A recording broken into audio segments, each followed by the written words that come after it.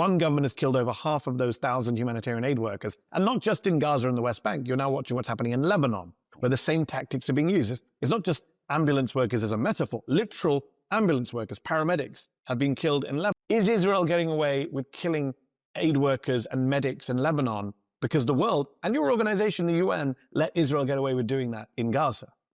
Well, I don't know that it was for us to let anyone get away with it or not get away with it. I Well, call for accountability. We call for accountability. We condemn the killing of aid workers all the time. They condemn the killing of aid workers by countries that are not Israel. Take a look at the next clip of how clearly he deflects to say Israel specifically. What is your message to Israel when you see what's happening on the ground to paramedics, doctors, nurses, EMTs, aid workers? My message to all governments and all armed groups: don't kill humanitarians.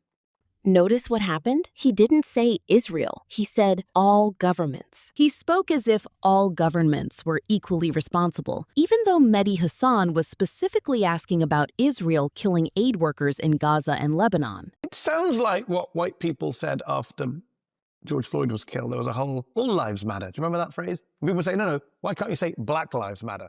It's not all governments doing this. It's the Israeli government, but you keep saying all member states. Do you recognize that it's Israel doing this in Lebanon and Gaza? Look, it's for courts and member states to hold individual governments to account.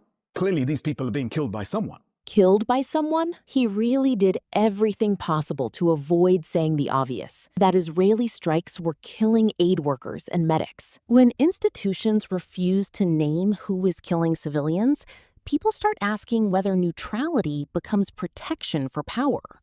Can we still trust the UN if it looks this afraid to tell the truth?